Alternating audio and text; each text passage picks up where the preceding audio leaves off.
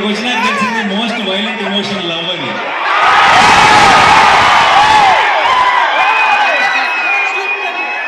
వచ్చేటప్పుడు బయటపడతాను అనుకోలేదు, వెళ్ళేటప్పుడు బయట పండిస్తారా?